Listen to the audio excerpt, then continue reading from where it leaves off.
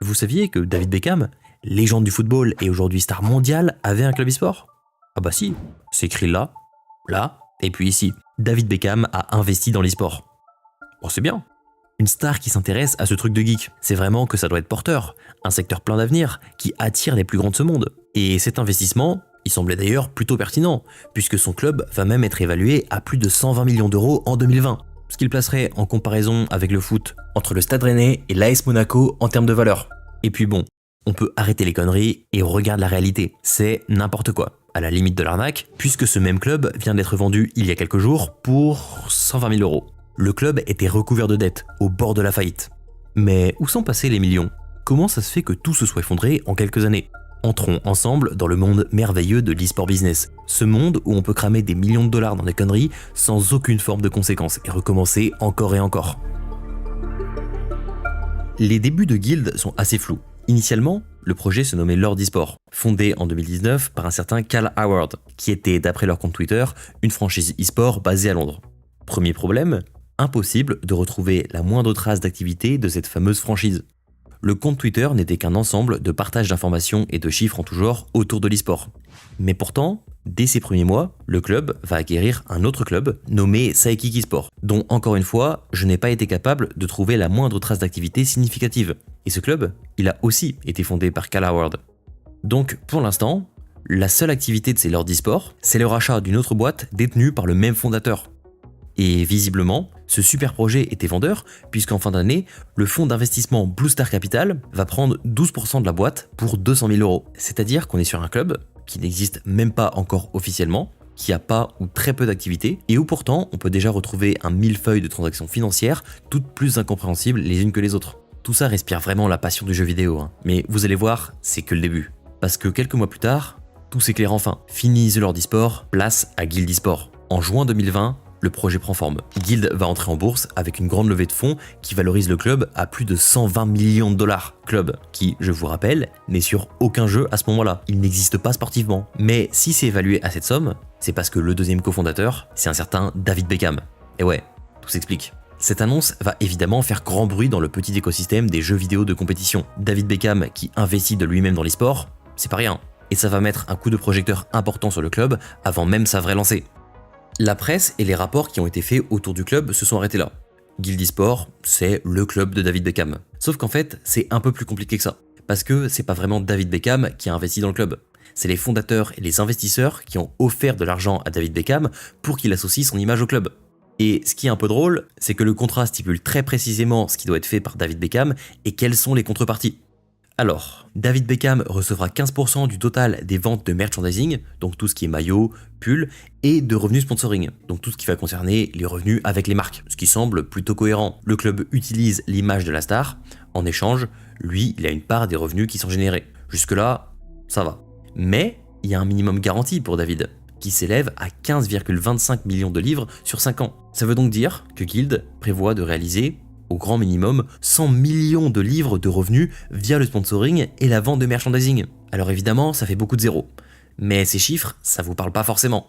Alors, à votre avis, combien de clubs e-sport génèrent 100 millions de livres, c'est-à-dire 120 millions d'euros de revenus sponsoring et merch sur 5 ans? Personne. Aucun club, et encore moins en 2020 au moment où ce chiffre est annoncé. Et du coup, Guild, ils ont quoi en échange de tous ces millions versés à Beckham? Il y a intérêt à ce qu'il soit vraiment impliqué dans le projet. Alors déjà, David Beckham va investir la modique somme de 250 000 livres dans la boîte. Mais surtout, Guild va obtenir une autorisation non exclusive pour utiliser le nom de David Beckham, son image, sa voix, sa signature pour promouvoir le club. En plus, chaque année, il doit réaliser une séance photo, participer à un contenu vidéo, effectuer 2 apparitions publiques sur un événement et réaliser 12 publications sur les réseaux sociaux à propos du club. 20 millions d'euros pour ça, pour quelques posts sur les réseaux et une séance photo. Mais bon, peut-être que ça va suffire pour faire pleuvoir les marques, on sait pas. Alors, le club se lance dans le grand bain et va investir plusieurs secteurs. Déjà, Guild va recruter un certain nombre d'influenceurs, comme la streameuse Ginaël, Soumarcus, D7 pour le côté français, et une pléthore d'autres créateurs de contenu que j'ai pas cités. Côté compétition, ils vont commencer de manière très classique, avec du Valorant, du Rocket League, du Fortnite, bref, des jeux assez facilement monétisables et connus du grand public. La première année et demie est plutôt moyenne. L'équipe est en milieu de tableau sur Rocket League et ne se qualifie pas pour les championnats du monde, de même sur Valorant, des résultats assez moyens, avec aucune qualification aux tournois internationaux, et puis ils ont quelques résultats sympas sur Fortnite, mais rien d'incroyable non plus. Et on va pas parler plus longtemps que ça du sportif chez Guild, parce que y a pas grand chose de plus à dire. Il n'y a rien de marquant, pas de grandes performances, de grands joueurs, de grands accomplissements, c'est juste le club de David Beckham avec plein d'influenceurs. Mais il y a un autre aspect par contre qui est très intéressant avec ce club, c'est qu'il est coté en bourse. C'est intéressant parce que ça donne l'occasion d'avoir plus d'informations sur les finances du club. Parce que quand t'es en bourse, t'es obligé de fournir toutes les informations financières sur ton entreprise. Donc, quelques mois après son lancement, Guild publie ses premiers rapports financiers. Et c'est là qu'on rentre vraiment dans le concret. Déjà, pour la période précédant le 30 septembre 2020, le club a réussi à perdre 3 millions en quelques mois. Mais allez, passons, c'est le lancement, c'est une start-up, ils n'ont pas eu le temps de mettre en place quoi que ce soit, jusque-là, c'est pas anormal. Mais avant d'aller plus loin, j'ai envie de m'intéresser à l'un des dirigeants de l'entreprise, un certain Carlton Curtis, président à l'époque de Guild Esports. Parce que, bien qu'il ne soit bien sûr pas le seul responsable des futurs problèmes, il cristallise toutes les interrogations que je peux avoir sur les ambitions réelles du club. Carlton est quelqu'un qui a travaillé dans le secteur du jeu vidéo pendant longtemps. Il a travaillé notamment pour Red Bull sur la partie gaming, mais aussi et surtout pour l'Overwatch League pendant 3 ans et demi. Mais pourquoi cette expérience dans une des ligues les plus importantes de l'e-sport à l'époque m'interroge ? Parce que l'Overwatch League était une compétition complètement hors sol financièrement. Il fallait débourser 25 millions de dollars pour entrer dans la ligue. Les chiffres vendus aux investisseurs et les promesses de revenus étaient complètement surestimés. Carlton, il savait tout ça. En 2020, au moment où il rejoint Guild, on savait que l'Overwatch League était un fiasco financier qui courait à la ruine. Et il est venu chez Guild où ils ont encore une fois vendu des prévisions fantaisistes. Autant, pour Overwatch, on peut se dire, ok, ils ont vu trop grand sur le potentiel de l'e-sport, ça peut arriver, ils ont surestimé le truc, voilà. Mais là, ça peut être que volontaire. Il n'y a aucune raison de croire que ces objectifs sont réellement atteignables. Étonnamment, Carlton va quitter la boîte assez rapidement. Dans son message d'au revoir, il explique que Guild est une immense réussite, qu'il est parvenu à lever des millions pour la boîte, conclure des partenariats avec des grandes marques mondialement connues, attirer des centaines de milliers de fans. Bref, tout va bien, c'est formidable. Cette réussite est d'ailleurs illustrée par la relative stabilité du cours de l'action Guild, qui, 1 an après son lancement, s'est maintenu à un niveau plus que correct pour le secteur. Enfin, ça c'est la version corporate des choses, parce que ce dont il ne parle pas, c'est le cadavre bien caché dans le placard, les finances du club. Quelques mois après son départ, Guild publie le rapport financier de l'année 2021. Après tout ce qui a été dit par Carlton, la soi-disant super réussite du club, il y a de quoi être étonné. Et en même temps, pas vraiment. Tout d'abord, comme tout le monde dans ce secteur, le club perd de l'argent. 8,8 millions de livres, soit plus de 10 millions d'euros de pertes sur une année. C'est beaucoup. Surtout quand tu mets ça en perspective avec les revenus, puisqu'on est seulement sur 2 millions de livres empochés. Mais comment le club a pu cramer autant de pognon ? Dans la plupart des clubs, la majorité des dépenses vont dans les salaires des joueurs et les dépenses liées au fonctionnement du sportif. Mais Guild, c'est un peu différent. Déjà, il y a l'argent pour Beckham. Bien évidemment, les objectifs de revenus complètement fantaisistes ne sont pas atteints, donc il prend son minimum prévu pour l'année, soit 2,3 millions de livres. Vient ensuite, quand même, les dépenses pour les joueurs des équipes principales et des équipes académies, qui s'élèvent à 2,3 millions de livres, ce qui est déjà beaucoup d'argent par rapport aux résultats du club, mais dans les faits, c'est autant que ce qui a été versé à Beckham. Mais le pire, c'est que si on cumule les autres dépenses dans le marketing avec les content creators, les dépenses administratives, on est sur 4,5 millions de livres dépensés, soit près du double que pour les dépenses sportives. Ce qui est absurde. Ça pourrait avoir du sens si le club faisait des millions de vues sur les réseaux grâce à ça, mais il suffit d'aller faire un tour sur les réseaux en question pour réaliser que le compte n'y est pas. Et il manque une dernière ligne que je trouve particulièrement intéressante, celle des salaires des dirigeants. Sur une année, les dirigeants de l'entreprise ont coûté 870 000 livres, c'est-à-dire plus d'1 million d'euros en salaire. Celui qui prend le plus gros salaire, c'est évidemment le président de l'époque, notre bon vieux Carlton. Alors à votre avis, il prend combien pour son travail ? 600 000 euros. Il a touché, en prime et en salaire, plus de 600 000 euros, dans un club qui, je vous le rappelle, n'existait même pas au moment où lui il arrivait. Tout ce projet est un non-sens complet, du début jusqu'à la fin. Ce n'est que de la pure spéculation. Quiconque ayant un minimum de connaissances sur le secteur comprend que ce n'aurait jamais pu être ne serait-ce que rentable. Et cela pour une raison principale très simple, son business model n'est absolument pas viable. L'argent dépensé pour s'offrir David Beckham ne sert presque à rien.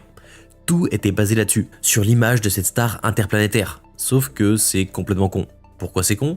Parce que l'idée de base, pour résumer simplement, c'est d'attirer des sponsors et des fans avec l'image de Beckham. Tu le payes, tu dis que c'est son club, et les marques, elles vont courir pour venir te sponsoriser.